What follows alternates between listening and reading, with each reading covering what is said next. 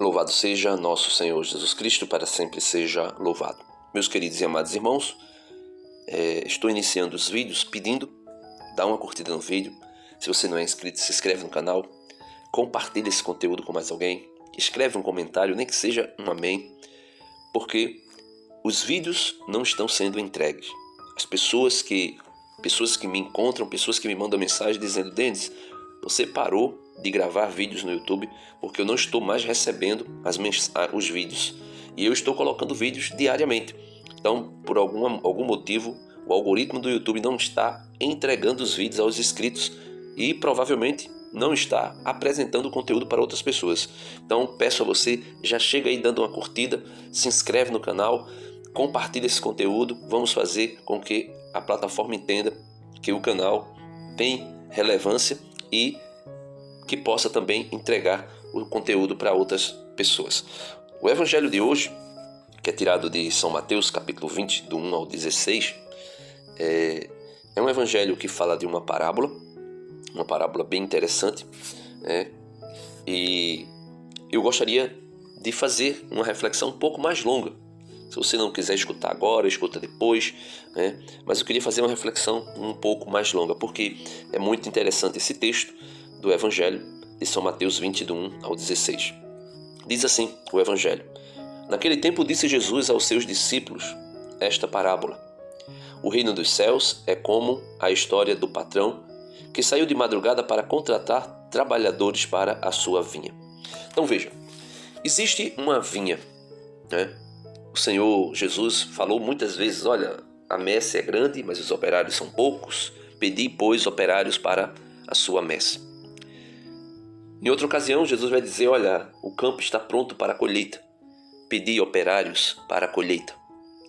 E aqui Jesus conta essa parábola dizendo que um patrão, que seria o próprio Deus, na pessoa do Filho Jesus, que sai para procurar trabalhadores para a sua vinha. Mas o que é a vinha? No livro do profeta Isaías, no capítulo 5, existe um cântico à vinha do Senhor. Então, eu queria pegar esse texto da Antiga Aliança para mostrar que o povo da Antiga Aliança já era a vinha do Senhor. Já era a plantação do Senhor. E o Senhor a plantou, a regou, cuidou dela e esperou bons frutos. Vejam o que diz o profeta Isaías. E depois nós iremos ver São João capítulo 15, onde mostra que Jesus é o caule, o tronco dessa vinha, e nós somos os ramos, mostrando que na nova aliança a vinha do Senhor é a igreja, é o corpo místico de Cristo. Então vamos lá. Isaías diz assim: Vou cantar em nome do meu amigo um canto de amor para a sua vinha. Meu amigo tinha uma vinha em fértil colina. Cavou-a, retirou-lhe as pedras e plantou boas cepas. Construiu no meio uma torre de guarda e cavou um lagar. E esperou que desse uvas boas, porém deu uvas azedas. Pois agora, habitantes de Jerusalém, homens de Judá, por favor, sede juízes entre mim e minha vinha. O que mais devia eu fazer por minha vinha que eu não tenha feito? Por que, esperando que desse uvas boas, deu uvas azedas? Pois agora vos direi o que vou fazer com minha vinha. Vou tirar seu muro para que sirva de pasto, derrubar sua cerca para que a pisoteiem. Vou deixá-la arrasada. Não a podarão e nem cavarão. Crescerão sassa e cardos, ervas daninhas. Proibirei as nuvens que chovam sobre ela. A vinha do Senhor dos Exércitos é a casa de Israel. Sua plantação preferida são os habitantes de Judá. Deles esperou direito, e aí tendes assassínios. Esperou justiça, e aí tendes lamentos. Veja que o povo da antiga aliança já era a vinha do Senhor. O Senhor fez tudo. O Senhor tirou as pedras, o Senhor plantou boas cepas, não foi qualquer coisa que ele plantou, né? Não foi ervas daninhas, mas foi boas cepas. Construiu no meio uma torre de guarda, ou seja, o Senhor mesmo diz por meio do salmista: em vão trabalha o guarda, se o Senhor não for o sentinela. Em vão trabalha o construtor, se o Senhor não for. Em vão trabalha o pedreiro, né, se o Senhor não for o construtor, né? E aí nós podemos ver que foi o próprio Deus que plantou. Foi o próprio Deus que colocou uma torre para ficar de vigia. Ele também cavou o quê? Um lagar. O que é um lagar? É um local onde se pisoteia as uvas para extrair o suco e fazer o vinho, fazer o suco de uva. Ou seja, o Senhor esperou bons frutos da antiga vinha do Senhor, que era o povo de Israel. E esperou que desse uvas boas, porém deu uvas azedas, né? Somente uvas azedas. E aí, meus irmãos, no Novo Testamento, em João 15, o Senhor também é o agricultor. Ele planta a sua vinha na pessoa do seu Filho Jesus. O próprio Jesus, quando o Verbo se fez carne, quando a vinha do Senhor se fez carne, ela foi plantada neste mundo. E os seus ramos somos nós. É o corpo místico de Cristo. E veja o que o Senhor vai dizer para nós. Assim como Israel não produziu bons frutos e sofreu a punição, sofreu o castigo, perdeu a sua, vamos dizer assim, o seu lugar, né? O Senhor mesmo disse: esperei justiça e só teve assassínio. Esperei bons frutos e só teve frutos de morte. Por isso foi pisoteada, foi afligida, foi atacada. E aqui o Senhor planta de novo, né, a vinha, a sua vinha, do próprio Jesus. Lá no Apocalipse, não lembro agora o texto, mas lá no Apocalipse vai dizer que da cepa brotou a rama, da rama brotou a flor, né? É algo bem interessante, que vai falar exatamente de Jesus. Jesus é esse broto da videira que vai se tornar um caule, vai se tornar um tronco, e nós seremos os seus ramos. E aqui no capítulo 15 de São João, veja o que é dito: eu sou a videira verdadeira e meu pai é o vinhanteiro, o agricultor. Os sarmentos, ou seja, os ramos que em mim não dão fruto, ele os arranca. Os que dão fruto, os poda para que deem mais fruto. Vós já estáis limpos pela palavra que vos disse. Permanecei em mim e eu em vós. Como o sarmento, o ramo, não pode dar fruto por si só, se não permanecer na videira, tampouco vós, se não permaneceis em mim, não poderão dar fruto. Como o sarmento não pode dar fruto por si só, se não permanecer na videira, tampouco vós, se não permaneceis em mim. Eu sou a videira, vós os ramos. Quem permanece em mim e eu nele, dará muito fruto, pois sem mim não podeis fazer nada. Se alguém não permanece em mim, será lançado fora como o sarmento e secará. São recolhidos, lançados ao fogo e queimam. Então, nós podemos ver nitidamente que o povo de Deus, na antiga aliança, era a vinha do Senhor. O Senhor esperou frutos dele, não deram bom fruto. Qual foi o seu destino? A destruição, a devastação, né? Ervas daninhas que nasceu no meio dela e assim sucessivamente. No Novo Testamento, o próprio Jesus é a videira. E é impossível que ela não dê fruto, a não ser que o ramo da videira não permaneça nele. Se permanecer, dá fruto. E se não der fruto, não é culpa da videira, não é culpa do caule, não é culpa do tronco que é Jesus, mas é de nós mesmos. Por isso, o Pai vai dizer no Evangelho de hoje, né? O reino dos céus, melhor, Jesus vai dizer, o reino dos céus é como a história do patrão que saiu de madrugada para contratar trabalhadores para a sua vinha, para a sua videira. Combinou com os trabalhadores uma moeda de prata por dia e os mandou para a vinha. Às 9 horas da manhã, o patrão saiu de novo, viu outros que estavam na praça desocupados e lhes disse: ide também vós para a minha vinha, e eu vos pagarei o que for justo. E eles foram. O patrão saiu de novo ao meio-dia e às 3 horas da tarde, e fez a mesma coisa. Saindo outra vez pelas 5 horas da tarde, encontrou outros que estavam na praça, e lhes disse: por que estáis aí o dia inteiro desocupados? Eles responderam: porque ninguém nos contratou. O patrão lhes disse: ide vós também para a minha vinha. Ou seja, Deus tem chamado trabalhadores para a sua igreja por meio de nosso Senhor Jesus Cristo, logo no início da vida, como até eu postei um vídeo aqui de um garoto, no início da vida, né? Quantos santos no início da sua vida, já ali no início da sua infância, já vamos dizer assim, se destacaram com o amor e a vocação a que Deus chamou e responderam prontamente. Depois vem aqueles que um pouco mais tarde, né, já na adolescência que o Senhor chama. Também tem aqueles, né, que vêm já como adulto ali no meio-dia, né, na meia-idade. No final da vida, tem pessoas que Deus chama no final da vida. E tem pessoas que Deus chama já no finalzinho mesmo da vida, à beira da morte. Como foi o caso do bom ladrão na cruz.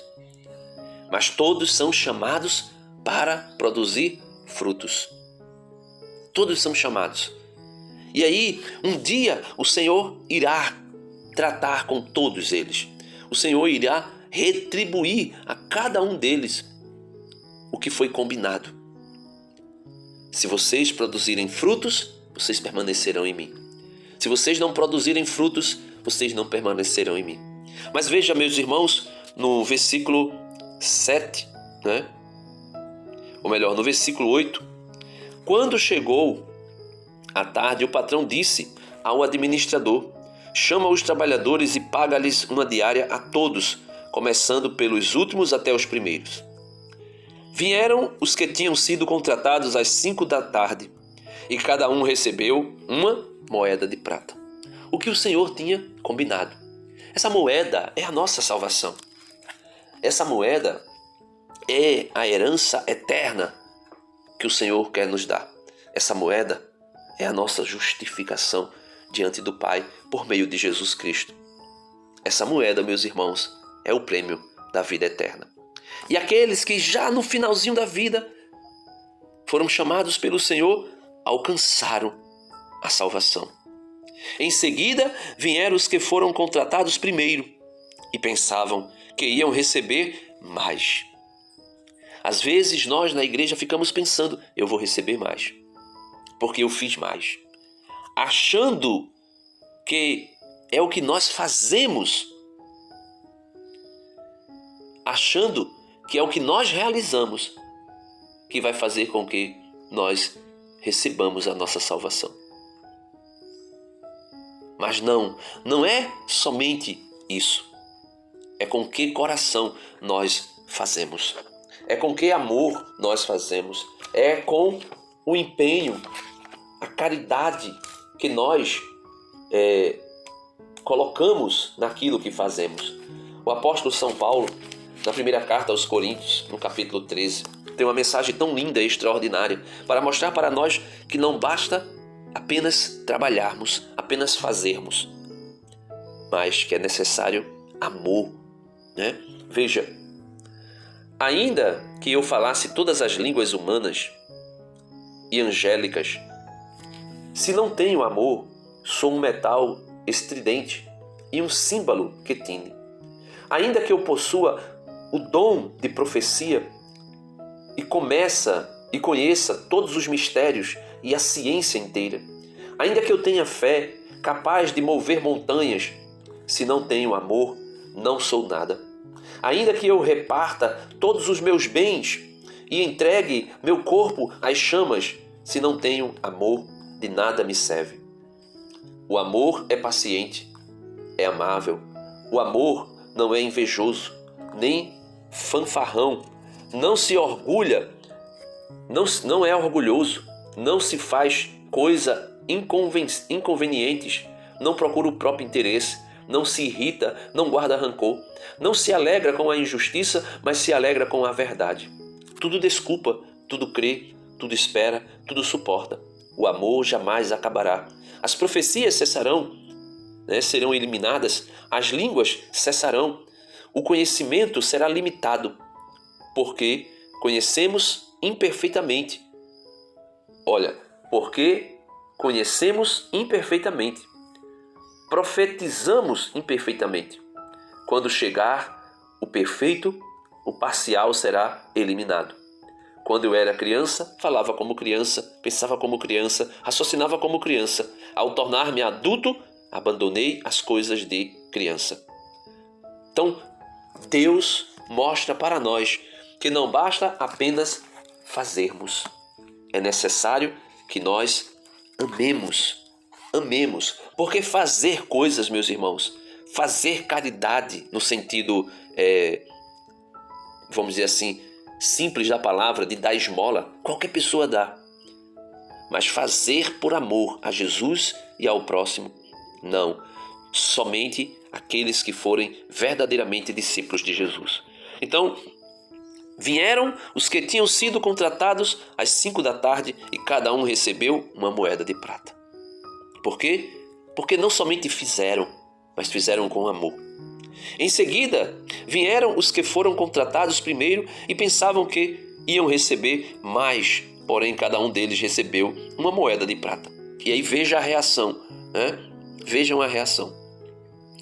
Estes últimos trabalharam uma hora só, e tu os igualaste a nós, que suportamos o cansaço e o calor do dia inteiro.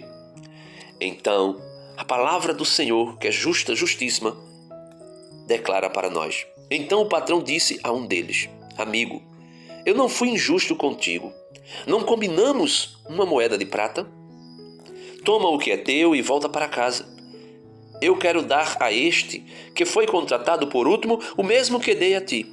Por acaso, não tenho o direito de fazer o que quero com aquilo que me pertence? Ou estás com inveja porque estou sendo bom? E aqui se cumpre a palavra que Jesus disse: os últimos serão os primeiros e os primeiros serão os últimos. Os primeiros, aqueles que começaram desde o início o seu trabalho na vinha do Senhor, mas não depositaram o amor perfeito, a caridade perfeita, o ágape. É como aquele jovem rico, lembra do jovem rico? Jesus disse: cumpra os mandamentos e terás a vida eterna. E aquele jovem disse: eu já faço isso, eu já cumpro os mandamentos. E Jesus diz: então uma coisa só te falta. Se tu queres ser perfeito, vende tudo que tu tens, dá aos pobres e me segue. Meus irmãos, muitos alcançarão a salvação. Muitos chegarão a ser salvos. Porque o Senhor vê e verá os frutos que eles produziram. Como esses que foram contratados por primeiro na vinha. Eles produziram frutos. Eles trabalharam. Eles suportaram, como disseram, o calor do dia inteiro e o cansaço do dia inteiro. Porém, meus queridos e amados irmãos, eles não conseguiram chegar à perfeição. E somente aqueles que depositam um amor extraordinário naquilo que faz e dedicam a sua vida inteira a servir o Senhor e a viver para o Senhor, alcançarão a perfeição. Por isso Jesus disse: se tu queres ser perfeito, veja, se tu guardares os mandamentos, serás salvos. Muitas pessoas esperam apenas a salvação. Eu quero ser salvo. Eu estou na igreja, eu trabalho, eu luto, vamos dizer assim, que eu consumo a minha vida pela salvação. E por isso nós não podemos ver muitas coisas extraordinárias. Tem algumas pessoas, meus irmãos, que até dizem: por que é que hoje nós não conseguimos ver tantos milagres e prodígios como outrora na história da igreja se ouviu, se viu. É porque, meus irmãos, nós estamos nos contentando apenas em sermos salvos. Ah, se eu for salvo, tá bom. Ah, se eu chegar no purgatório, tá bom. Só que Jesus disse, quem quiser ser salvo, mesmo que passe apenas pelo purgatório, estarão fazendo aquilo que é o básico. Se fizeres, se cumprires os mandamentos, terás a vida eterna. Mas, se tu queres ser perfeito, vende tudo que tu tens e terás um tesouro no céu. Vem e me segue. Ser perfeito, a perfeição, o caminho da perfeição. E aí, hoje se cumpre aquela palavra. Assim, Jesus diz, os últimos serão os primeiros e os primeiros serão os últimos. Os últimos a serem chamados, muitos deles se tornarão os primeiros. Por quê? Porque depositam amor extraordinário. Porque não se contentam apenas em ser salvos, mas querem ser perfeitos, querem servir ao Senhor com perfeição, com amor extraordinário. Querem ser, de fato, um só com Cristo. Como Jesus, por meio do apóstolo Paulo, nos ensina. As casadas cuidam das coisas do mundo e de como agradar o esposo. Os homens casados cuidam das coisas do mundo e de como agradar a sua esposa. Mas o viúvo, a solteira, se une inteiramente ao Senhor para serem santas e santos no corpo e na alma. Eu não estou dizendo aqui que os perfeitos, os santos, serão apenas os religiosos, os celibatários. Mas eu estou dando esse exemplo. O exemplo que é necessário se desapegar de tudo. Como disse São Pedro no Evangelho de ontem. Nós deixamos tudo, Senhor, para te seguir. O que será de nós? Jesus disse, vocês receberão a vida eterna. Vocês receberão a vida eterna e além de receber a vida eterna, ainda neste mundo, receberão de volta 100 vezes mais tudo que vocês deixaram para trás. Ou seja, meus amados irmãos, que nós possamos, na vinha do Senhor, que é a igreja, procurarmos sermos perfeitos, como o Senhor é perfeito. Amém. Deus abençoe a todos e até amanhã, se Deus quiser. Amém.